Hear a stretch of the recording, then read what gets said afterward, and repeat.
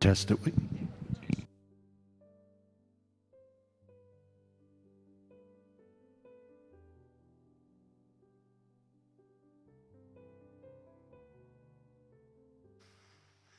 Well, welcome everybody. It's good to see all of you here. You know, the reason we've been trying to do it is just talk, but I have a buddy. So Kenny, if you're watching, what's up, brother? But my best buddy growing up over in Vancouver, and he's been watching his buddy on Wednesday night because these weird stories, because he grew up in church like me, scratching his head, going, what in the world is that story about? You know, and how can that be in the Bible? And so anyway, but he says, yeah, but the only part is I can never hear anybody's questions. And so the microphone, don't be afraid of it, but that's just so people on live stream can hear. And so all of us can hear too, you know, so anyway. Well, I've got a great story for you this morning, and I mean that almost sarcastically. I want to share with you my weirdest story, because I've read most of them. I think I've read all of them.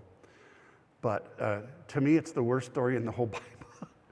And so because of that, it becomes a puzzle for me to figure out what in the world. And it's actually a section of the book of Judges. It's at the end. The last 3 chapters of the book of Judges are like one big, long story. And it's weird. It's a weird story. And somebody was just asking me before service, you know, I was reading that in my devotions when I went through it last time, and I said, this sounds like the story of Lot. So you remember a couple weeks ago we talked about the sister wives stories, and I don't know what you think. Doesn't it seem like they have kind of a common origin, or one of them was based on another or whatnot? So I think my best guess, and you know, I give you my disclaimer every time, these are my theories. They're just theories, but they're based on a ton of studying and thinking about it, and reading other commentaries of everybody that's gone before me, and then doing a lot of study in the text. But I think the core of this story is the original one, and I think there's at least a couple of layers over the top of it. So to go back to the chart, if this is your first night, or if this isn't, does this make sense to anybody when I talk about kind of? Donna shrugs her shoulders. Okay, the theory is that some of the oldest stories we have were old northern kingdom stories. So originally Israel was divided into 2 kingdoms. Well, in the Bible it was 1, and then it became 2, and then it reunified. But the theory is that most of the early stuff that got written down from all of the oral stories that had been around for centuries, some of the oldest ones were from the north, and then the northern kingdom got conquered, and they were all united in the south, and that was the kingdom of Judah, and the northern one was called Israel. And in the northern Israel, they tended to call him Elohim, which is the name for God. That was his name. And in the southern kingdom, they favored the name Yahweh. And so that's just one way. There's a bunch of other vocabulary. When I go through a story, when I see the same thing said twice with different vocabulary. Now, if I was to write a story, I would do that on purpose just to kind of mix things up, right? Stuff. But in these ancient documents, it's really more obvious that was somebody telling it over again with different words. And then they preserved both, famously. Then there was a layer under King Josiah, and then there was a priestly layer, which is after the exile. And each one of these added something to the story that was important to them. And so, just in case you don't have it in your mind what I mean by southern and northern, so this is the period of the 12 tribes when they were split. And the 2 in particular, so all of these up here, all of these are the northern tribes. So these are north. And the southern tribes were Judah and Simeon, which was down here. So all of the rest of these were the northern kingdom of Israel, and this was Judah. So this is the Yahwist area, and this is the Elohist. And right in between here is this little tribe of Benjamin. And it's very important in the history of Israel and the 2 nations because it was a border country. It was a border tribe. So for the sake of tonight, I'm going to call Benjamin a northern tribe. But in some layers of the Bible, if you go down through the hundreds of years of the history, sometimes it's listed amongst the South, and sometimes it's listed amongst the North. It's kind of like Kentucky and Tennessee in the Civil War. They're right on the border. So whether it's the northernmost southern tribe or the southernmost northern tribe, kind of depends on the season. For the sake of this story tonight, I think this was originally written by a northern tribe, and because the location of the story is of the hills of Ephraim. So that's this tribe up here. And at one point towards the end of the Old Testament, the name Ephraim, because it was a prominent city, and that's where Bethel was, and that's where Shiloh was, that this actually became a euphemism for the whole northern kingdom.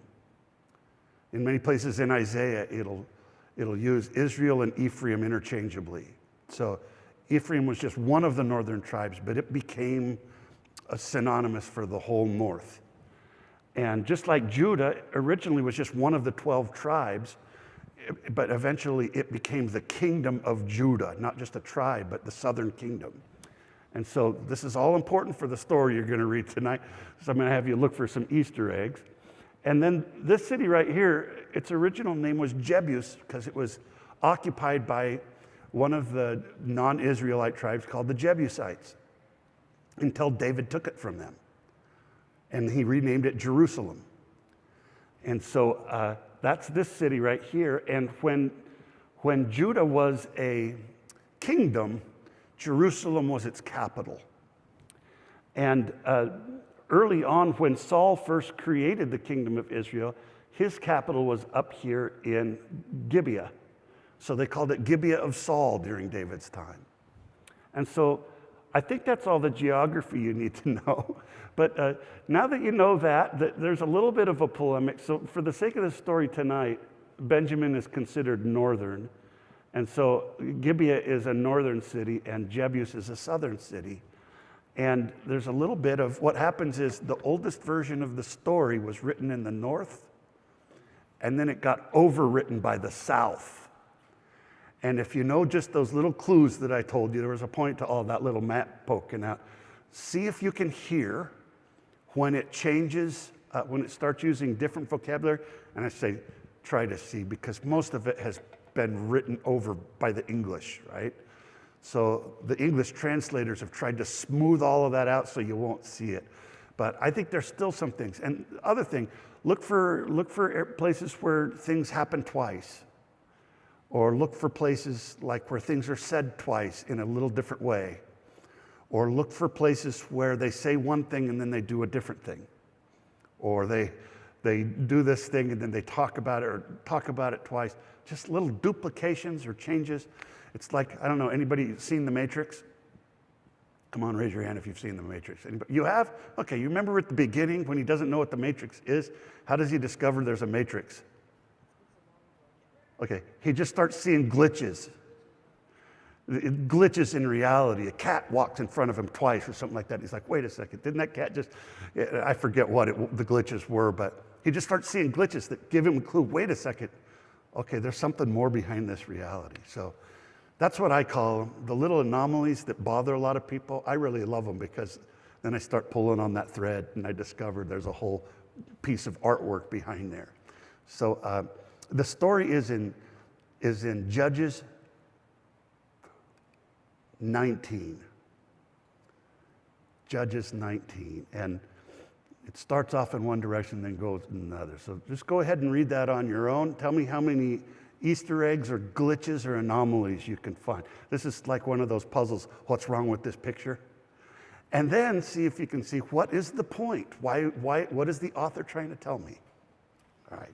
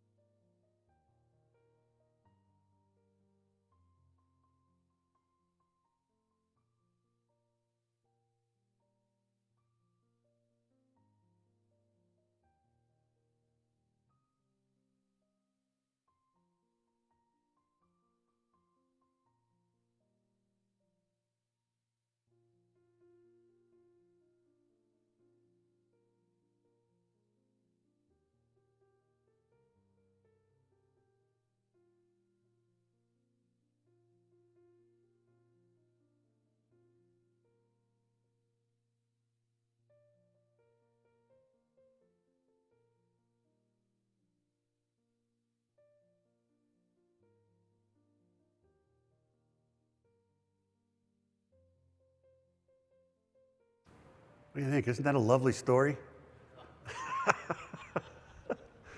Just in case you're wondering, you're not supposed to think it is.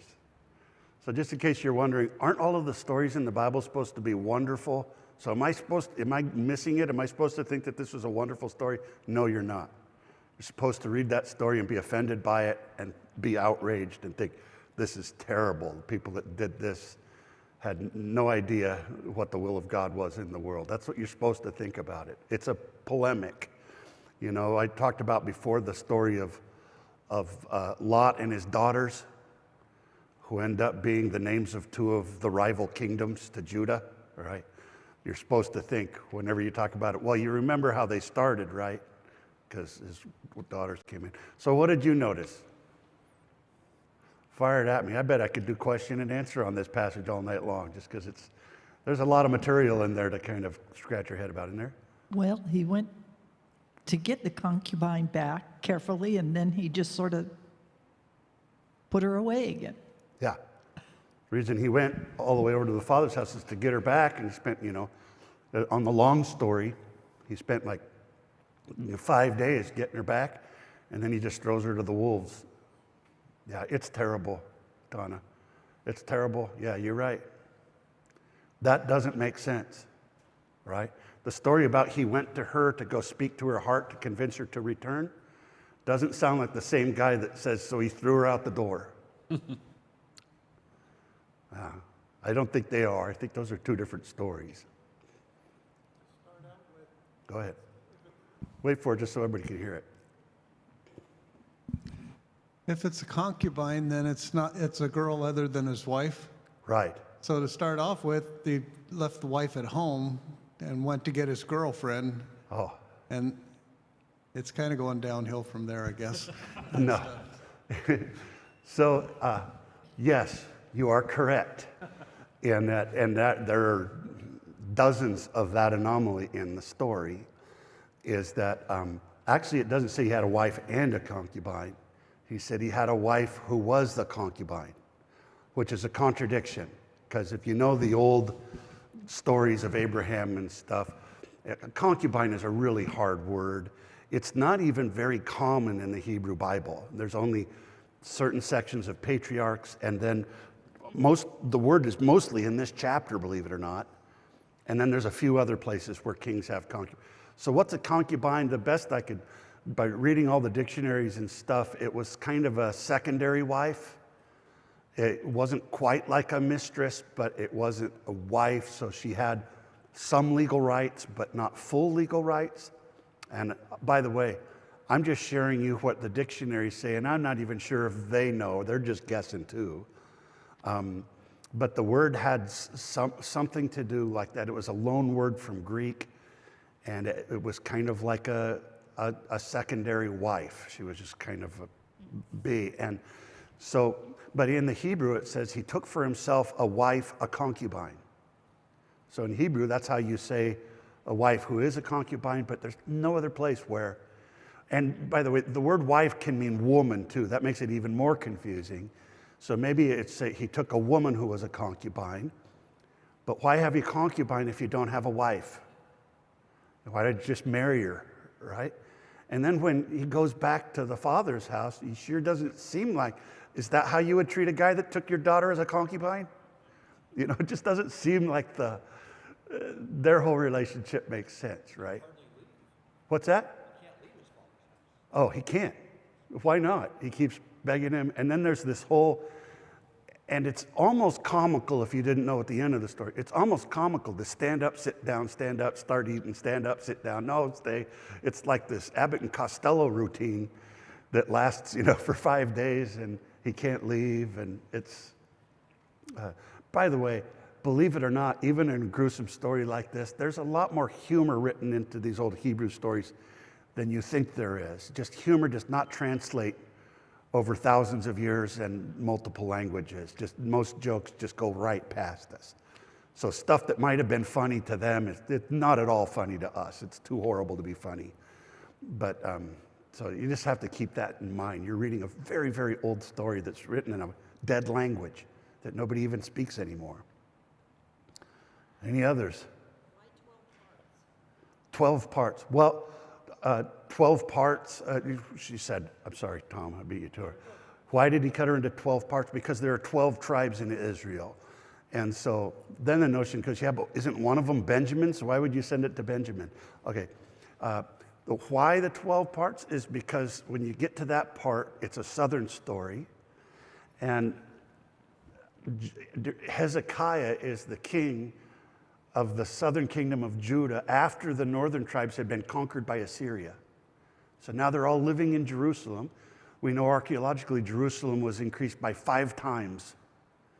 And so they're all living in Jerusalem. And so part of the gospel of the South is that we can do this together. And we need to be one united tribe. And so all of the tribes come together. In the next chapter, they come together and wipe out almost everybody. It gets worse. They wipe out almost everybody in the tribe of Benjamin, except for the ones that escaped to the hills, except for the young girls that have not been married, so that they can have wives. And then there aren't enough of them. And then in the last chapter of the book of Judges, then they feel bad about that. And so they go up to get the guys that live up in Jabesh Gilead that didn't show up for the battle in the previous chapter. And they take all of their wives and marry them. And happily, it's horrible. The book of Judges ends, and you're like, what in the world? That's really bad. Lord, please tell me there's more to this story. And many authors are starting with a guy named Martin Noth, who's a German, like they all are. He has come to the conclusion that these weren't separate books originally, but all of this, from Deuteronomy, Joshua, Judges, Ruth, 1st, 2nd Samuel, 1st and 2nd Kings, it's kind of like one big long story. And all of that has layers in it. But yeah, 12, same reason that Joshua had the Israelites stack 12 rocks when they crossed the Jordan, is because that 12 is a symbol of the fact that all 12 tribes need to unite under Hezekiah. That's the polemic built into the story. Was the concubine dead when he got home? Now, I have a theory about this. When he got home, yeah, she was dead. She died. Okay, in the version of the story where she's a concubine, she died that night by, yeah, she was dead by the time, yeah. She was dead when he found her in the morning. He put her on the donkey, took her home, and sent the pieces to all 12 tribes to call them together to go and to wipe out the Benjaminites. Is that not so his wife would know? I don't think he had a wife. Okay.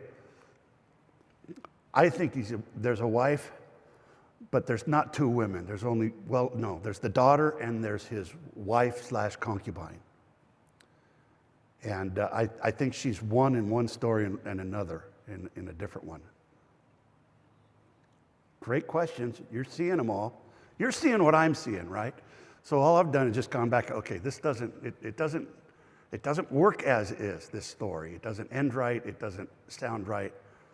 And there's more, like, what's his name used to say? Now for the rest of the story. Paul Harvey. So tell me, any other questions? Any other things that you noticed that you...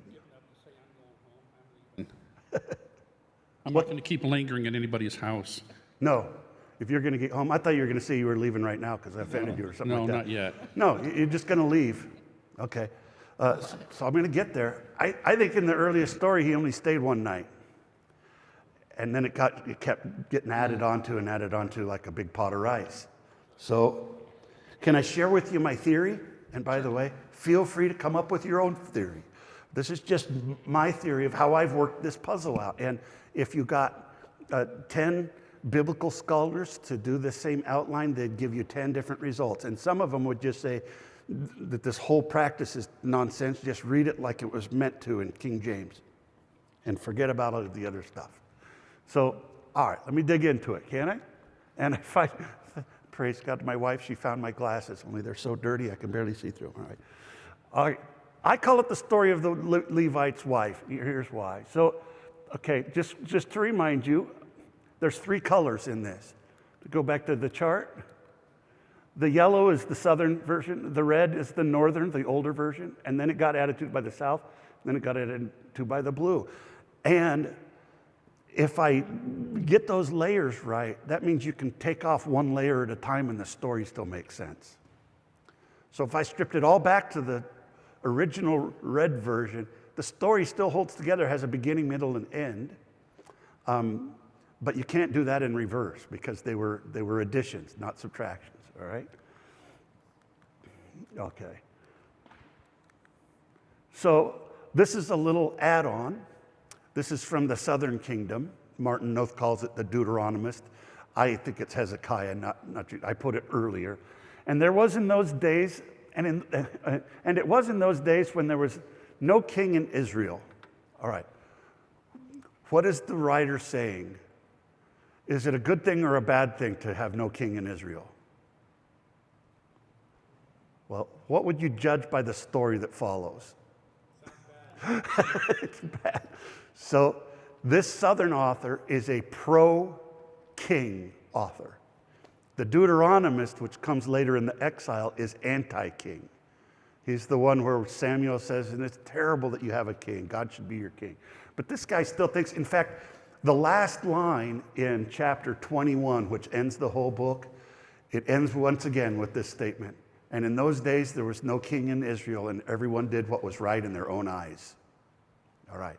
That's the Southern King Hezekiah talking about the rebelliousness of the north. Remember when they branched off from the kingdom? You're supposed to honor the Lord's anointed.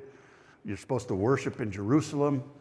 And you're supposed to be together as 12 tribes and stop being rebellious. So that's a little introduction to this story, right? And now the oldest northern story just started like this. Now there was a man staying in the hills of Ephraim, and he took for himself a wife. And a couple things get added into by the priest afterwards. I can't decide if the fact that he's a Levite, because it says, now there was a man, a Levite, same like a woman. It's almost two things, but it could be a descriptor. But whenever it talks about the Levites, usually that's post-exile because the Levites were in charge of everything after the exile. And so either that or he's using the name Levite, he wasn't a Levite like a priest in the temple. He was just a guy from the tribe of Levi. But the hills of Ephraim is very, very important because that was Samuel's home place.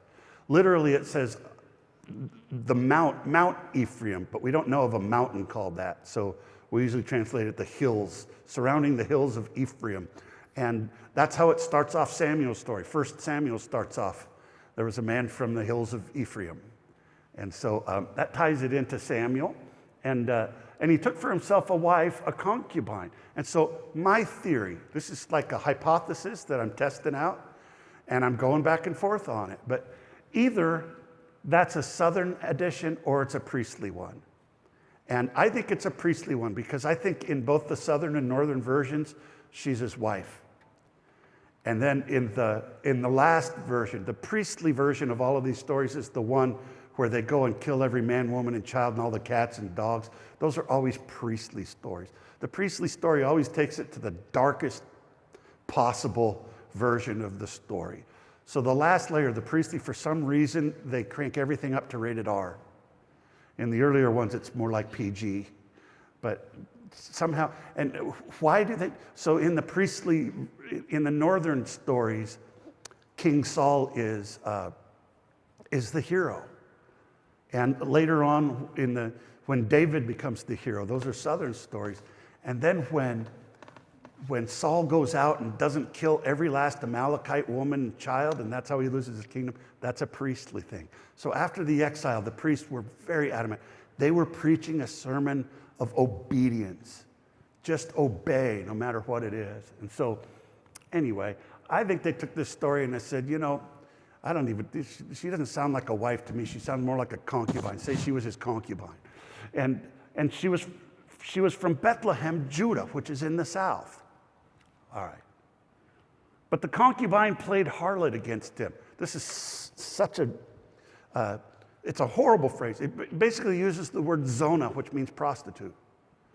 So I don't know what your translation says. Mine says she was unfaithful to him. But the word played harlot is one that the prophets would use about Israel's idolatry, that they played the harlot. And So it's not only does it call her a concubine, but then she says she plays a harlot and runs after him. In the northern version, it says just that she went to the house of her father. Of course, it's in Bethlehem in Judah because that's south. And she was there 4 days. Now you can say this, 4 days, months is what it says in Hebrew. And so most translations say that the word days just means time. So could she 4 months' time? I think it's very possible to just say she was there for 4 days, but the priestly made it even worse than that. And so her husband rose up. Okay, husband and man are the same word. So this is going to be the northern version. You're going to see a lot. The word man. And what he does is he rises up. What's he do? Rose up. That's his verb. He rises up to do things. And he rose up and he went after her to speak to her heart. You're going to hear a lot about the heart in the old story. And a young man and a couple of donkeys. NIV says servant. There's a different word in Hebrew for servant. This one is na'ar, which is young man. So, yeah, it probably sounds like a servant. He does everything like a servant would do, but it just says one of his young men. Same in the story of Abraham and Isaac. He says, and he took 2 of his young men. So this is somebody in his household that just does stuff. 2 of his gophers. Maybe I could have said that. Go for this, go for that. And he came to the house of the father and saw him, the father of the maiden. And now we have a different word for this woman. And now she's not a concubine. Now she's a maiden. That's the female version, by the way, of the young man. And it's a beautiful, it's not derogatory, doesn't say anything negative about her. She's just a maiden. And so that's one of the ways when I see it, that's not a little change to switch from calling her a wife to a maiden to a concubine. And he rejoiced at meeting him and clung to him, his father-in-law. And so in the northern version, his name, notice we don't have any names, proper names in this. We just have titles. His name is the father of the maiden. And in the southern, it's actually, there's a word for father-in-law and son-in-law. And they're kind of like slight variations of it. And which one is son and which one is father. And the word clung is chazak, which is the beginning of the name of Hezekiah. And I don't know why.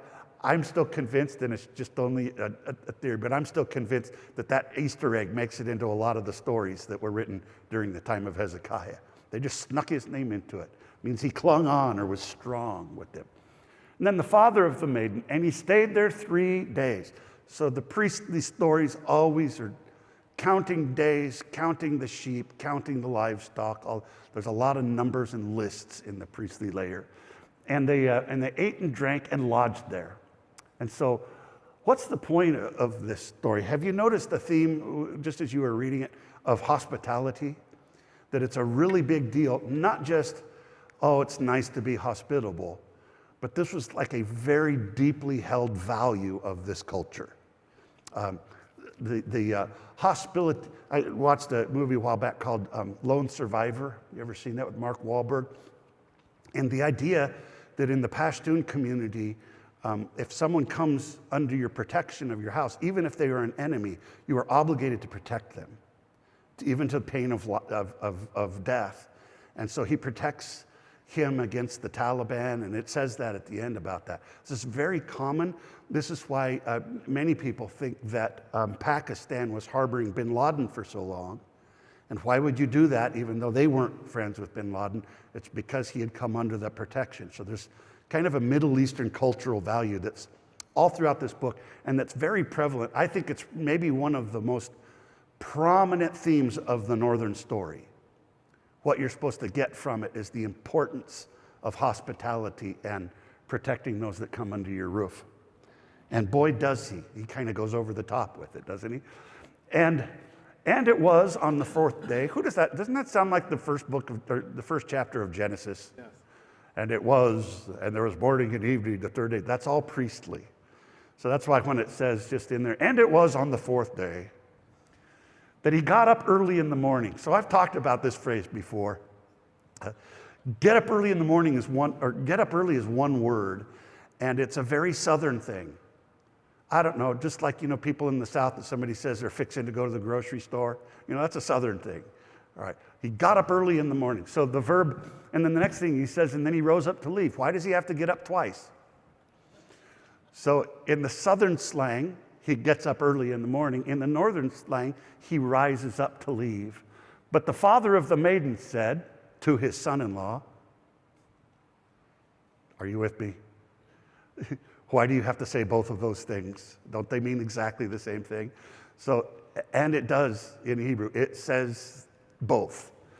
So the father of the maiden said to his son-in-law, comfort your heart with a morsel of bread, and afterward you can leave. How many wish at this point we would just cut it all down to the northern version? It's just, okay. So why would they include all of this others? Because the later authors, even though they wanted to update, and you got to remember too, to us it's the Bible. To them it was a story. It wasn't scripture yet to them, to the ancient writers. But it was important. It was a national document, part of their national story. And so when later generations added on, they didn't want to just rub out the old version. They just kind of updated it, right? So, okay. And so they sat down and they ate both of them together.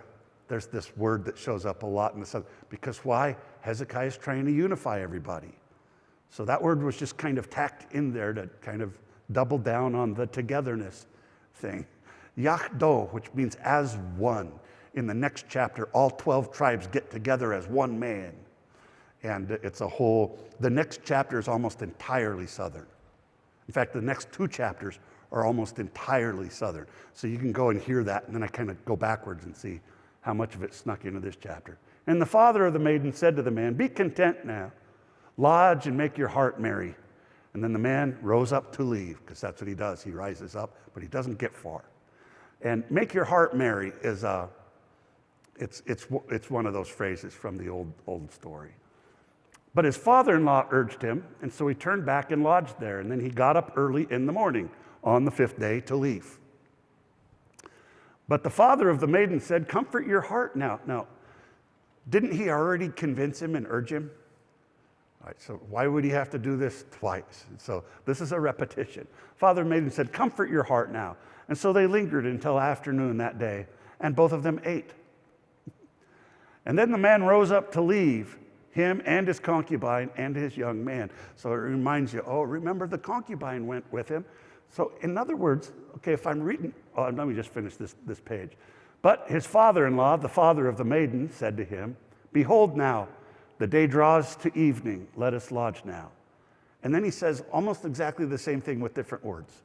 He says, behold, the day is declining. Lodge here and let your heart be merry. So I tied that back into the northern one because of the let your heart be merry. But you notice in the story, in the original old version, this is just the next day after he spent one night. So he didn't stay, it just, the story kind of grew as it went on. And also, in the old northern story, when he gets up to leave, the only people that leave is him and his servant and his donkeys. His young wife that went back to her father stayed there. And so this is kind of where it goes into parallel universes, like one little thing, and now you've got 2 different possibilities that are going to happen. And then, but his father-in-law said to him, okay, anyway, I went over all of that. Then you can get up early tomorrow, and you can go on your way to your tent. But the man did not want to lodge. Yeah, I wouldn't either. This is starting to get a little stalkerish, like, aren't you waiting in the story that, he's got bodies in the basement or something like that?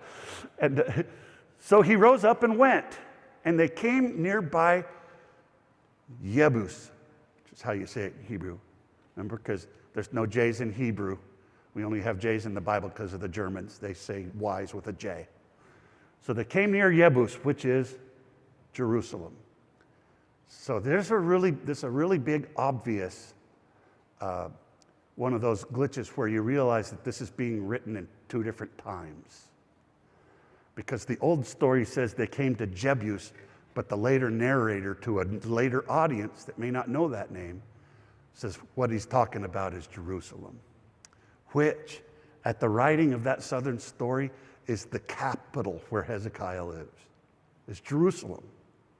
And so they come to Jebus, so that this is an old version where in the story, this is happening at a time when Jebus is still occupied by the Jebusites.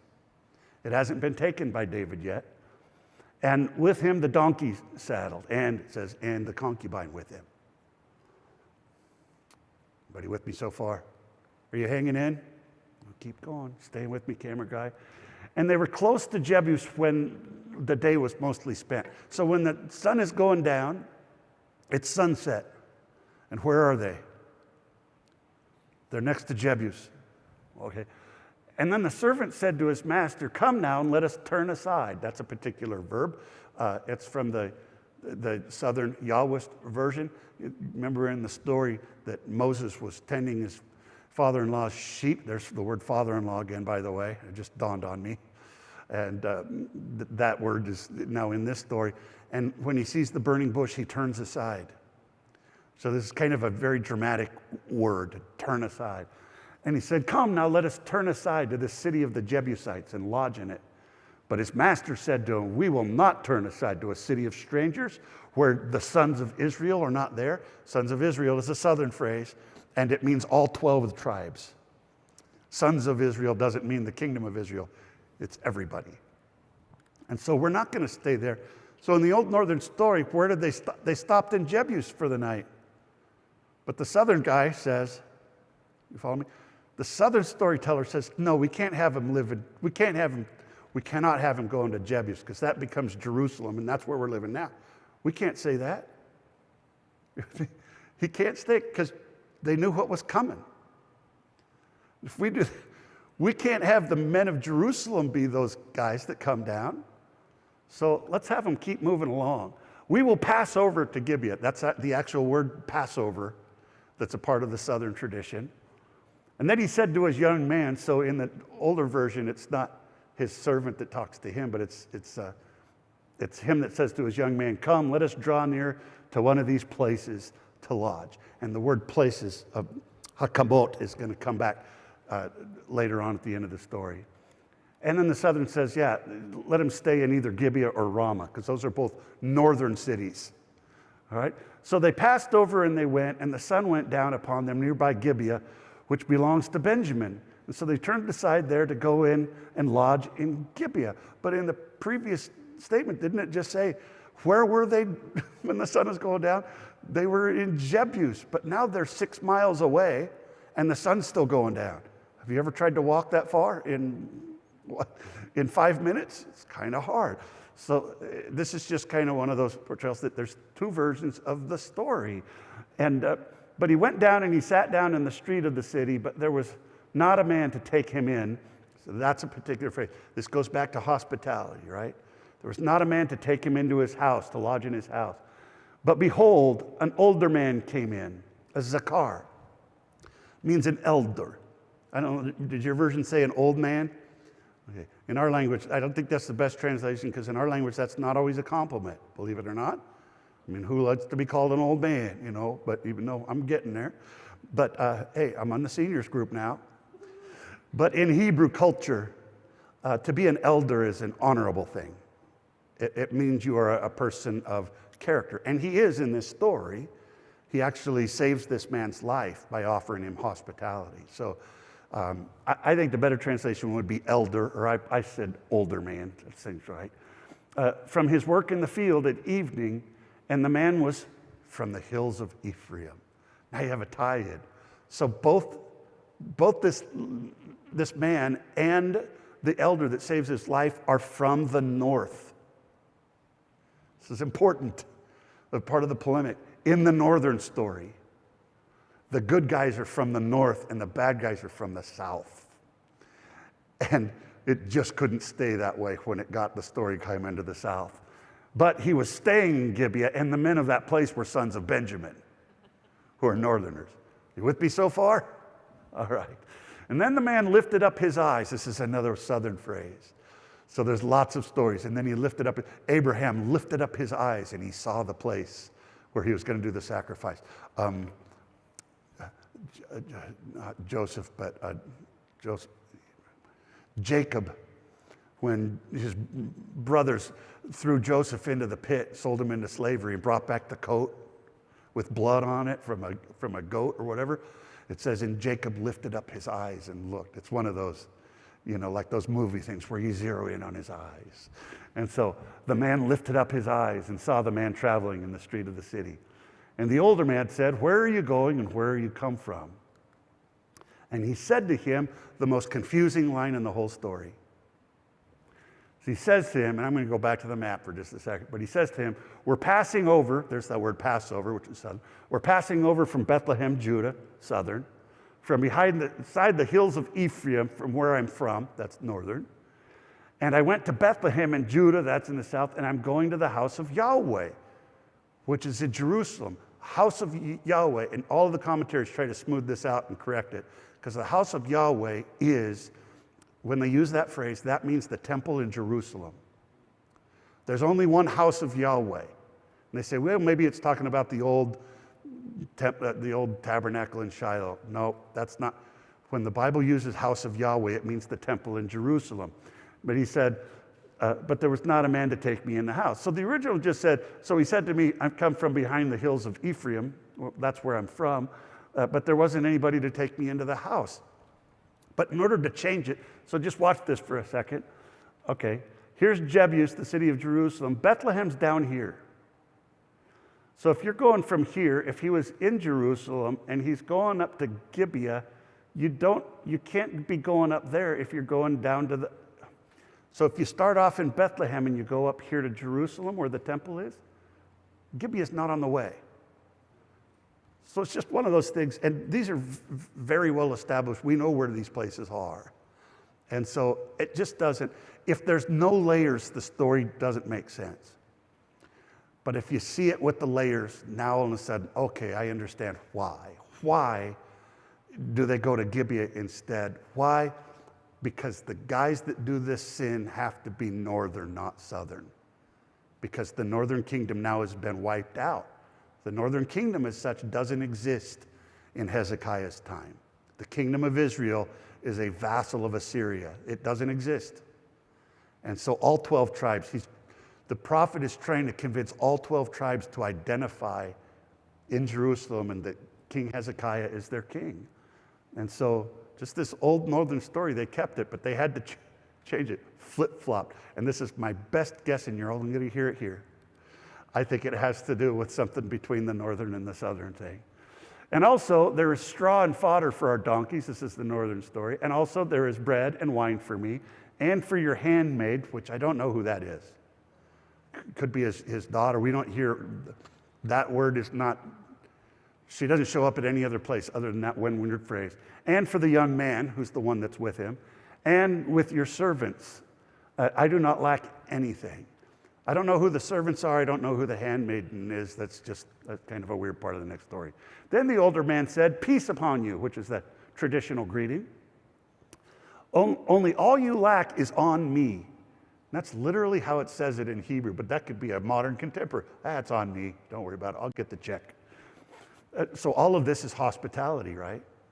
He's showing that this man from the north is the hospitable man. Only you must not lodge in the street. So he brought him into his house, and he gave fodder to his donkeys, and they washed their feet, and they ate, and they drank. And they were making merry in their hearts. Making merry again is from the father's house. Remember, they were making merry? Evidently, this guy liked to party, because everywhere he goes, I don't know what they're doing or what they're drinking, but they're making merry wherever they go, right? So, and when behold is a very important word. Hine, behold. Remember in some of the stories, behold me, says Abraham. Behold me. Whenever it gets to behold in the story, and I cannot understand why the new version of NIV got rid of all the beholds. You know, there's a movie I saw with, oh man, now I can't remember anybody's names, where there was an author and he could hear her in the name, and she gets to the point where he says, little did he know. She goes, I wrote my doctor's thesis on little did he know. That's this turnaround thing. And behold is a surprise word, right? It's all of a sudden. And behold, the men of the city. And then it calls them men again, but he says men that were the sons of Belial. This is a really awesome southern insult. The sons of Belial.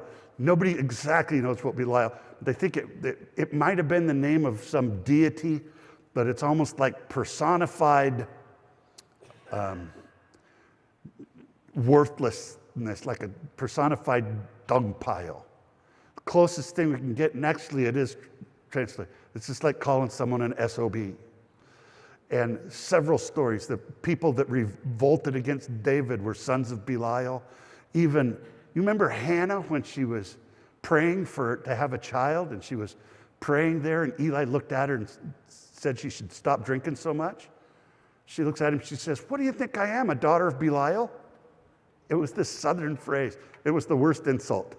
So you can just say, all right, don't tell them that they weren't just men, just like that girl wasn't just a wife, she was a concubine. And now it's, that these were the men of the city. They weren't just men, they were sons of Belial. And they were from the north, so don't forget it, even though originally they were from Bethlehem or from Jerusalem. Sons of Belial surrounded the house, beat on the door, and they spoke to the older man, the master of the house, saying, and this is really interesting. It's the first time it called the old man this phrase. Master is Adonai. It means Lord. Excuse me, I stand corrected. There's two words for Lord. This is a different one. Baal, where we get the name Baal. The name Baal in the Canaanite, the Baal that they fought against in the Old Testament, the primary one was Baal Hadad, which means Lord of the house. So in this case, the master of the house or the Lord of the house. And I think that little phrase was tossed in by the southern one.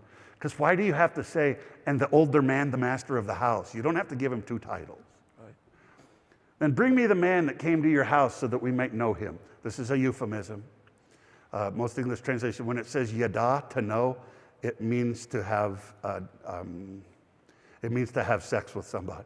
So Abraham knew Sarah and she conceived and had a child.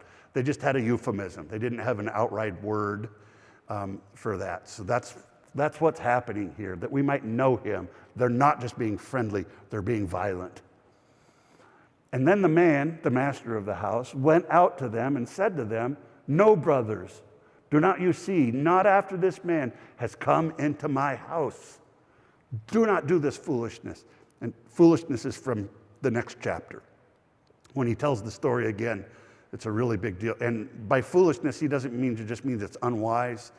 This is foolish in the Proverbs sense, that this is the sum total of all bad human character. So a foolishness, you could say, like, don't do this abomination.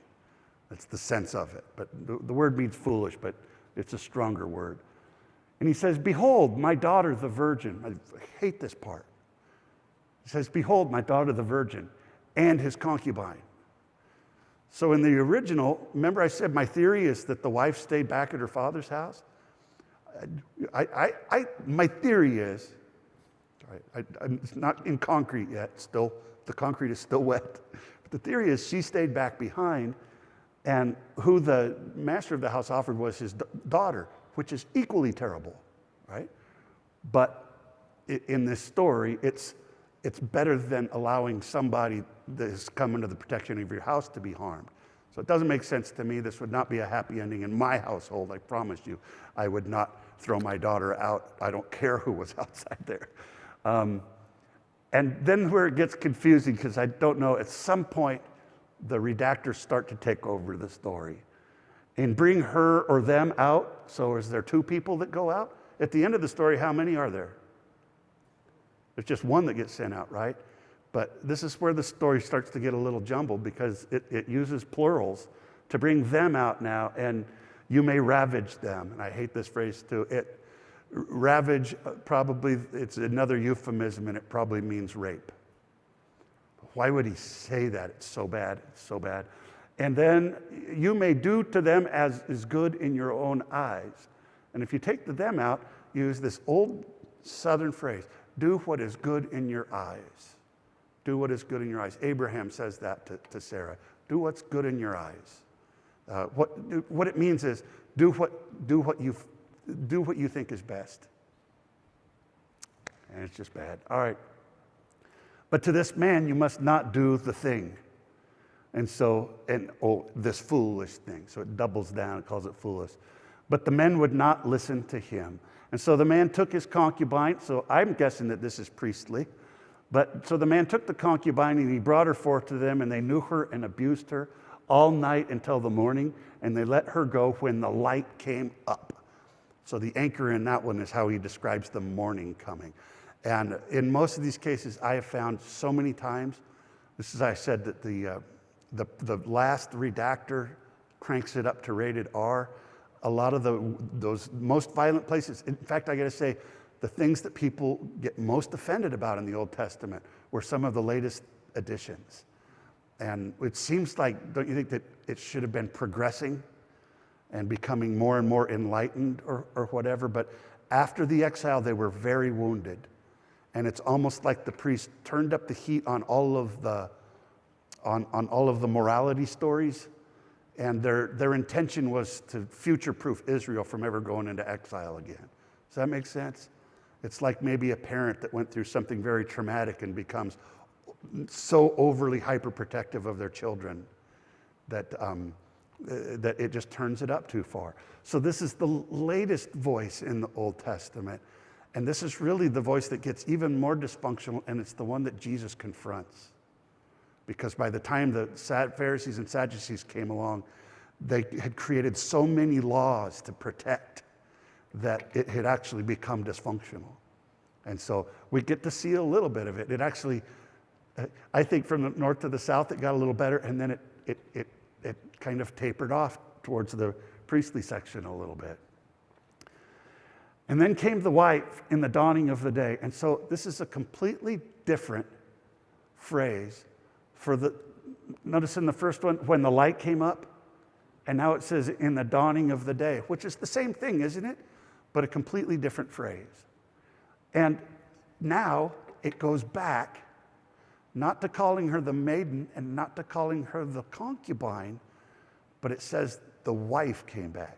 Remember I said you can also translate that woman? So in English, they've smoothed it out because woman can kind of mean the concubine, but a wife is not a concubine. So it says, he came out in the dawning of the day, that she came in the dawning of the day and fell down on the door of the house of the man. Now, if that's the concubine, it's because she got beat up and brutalized and now she's dead. If it's the wife that came running after him, it's just because she's tired. It's just a theory. You could disagree with it. And where her Lord was there until the light. And that word Lord is Adonai. And it's not used any place. First time it's used in this story. So it's very curious to me. And then rose up her Lord. Remember, what does the man in the north do? He rises up. He rose up the Lord in the morning, and he opened the doors of the house. And behold, the wife, the concubine, and it says both, fallen at the door of the house with her hand upon the threshold. This is one of the darkest, most saddest, if that's the concubine and she's there, and it could be. But what if it's just the wife? And then he said to her, get up and let's go, but no one answered.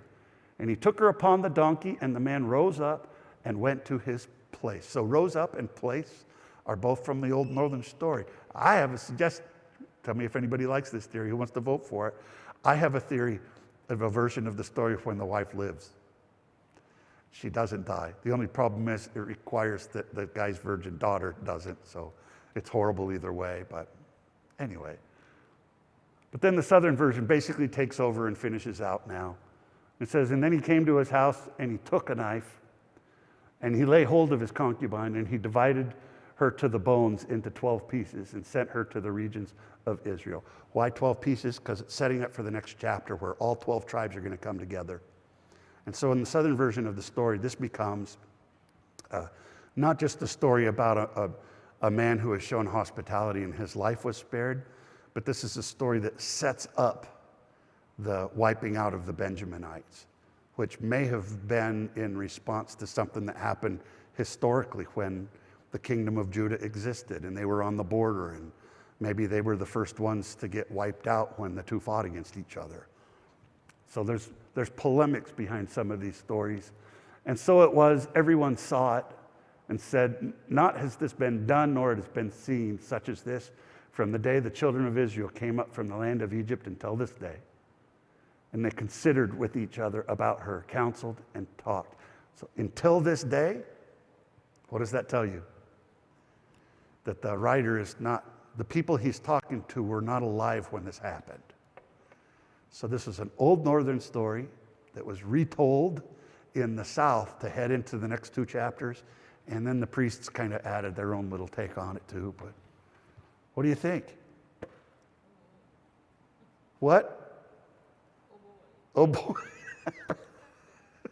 Want me to pick a lighter one next time? I told you, you know why I wanted to do this one? It's been bothering me. It was several years back when I was trying to put together the layers, and I said, this is the worst. This story does not have any happy ending or any point that I want. I wouldn't preach on this. I heard a pastor preach on this one time. And here's what the take was. And it's great. I think I might have even in my younger years tried to pull it off as a point. But it's too horrible. You know, the story itself is too horrible to make anything happen. But he was talking about this concubine with her hand on the threshold. And like a lot of people of the world are, we're inside the doors. We've shut the doors of the church and they're just worrying about our own happiness. And we come out in the morning and we find the world frozen dead with their hands on the threshold of the church. It's pretty dramatic, isn't it? Kind of hard to make a joke after that point, though. That's a pretty serious point, but it's kind of this, I think when we read the story, to me, this story is to make you mad. You're not supposed to come away with this story as if it's proscriptive. Like, this is not describing how we should treat people or what we should do with our daughters or whether we should have concubines. By the way, even until the Middle Ages, Jewish scholars were debating whether or not concubinage was allowable. And some thought yes, some thought no. I think it's pretty much a bad idea. I wouldn't try it, guys. I wouldn't even try suggesting it. One woman to keep happy is enough, you know. So anyway, any other questions about this? Any scratching? So I think originally it was a story about hospitality, and it was a story about staying loyal and protecting people in your house. But then it became a story about the tribes and about the South and the North, and kind of became an etiological story explaining how the North got wiped out. And so anyway. Much better to be a wife now than it was back. Much better to be a wife now than to be a wife back in those days? Absolutely. For most of ancient history, women were little more than property. And you even see that in the Bible.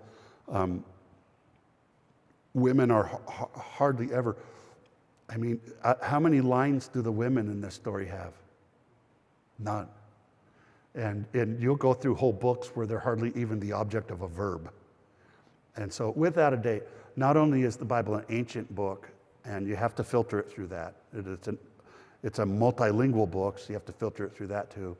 But it was also written at a time when women didn't have rights. And so there are whole doctorates and theses that have been written on this passage, feminist interpretations of this passage, because imagine that. And you don't even have to be a feminist to think that this story's horrible. It's horrible all by itself, right?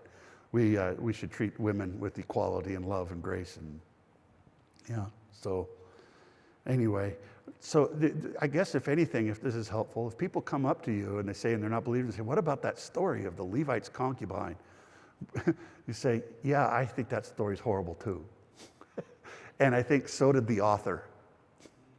When he wrote it, he thought it was so. He was trying to inspire. What else do you suppose? Are there any other themes that they could have been trying to inspire people towards with this terrible story? Any other themes that I missed? We're better together than apart. Yeah. Don't stay out past dark.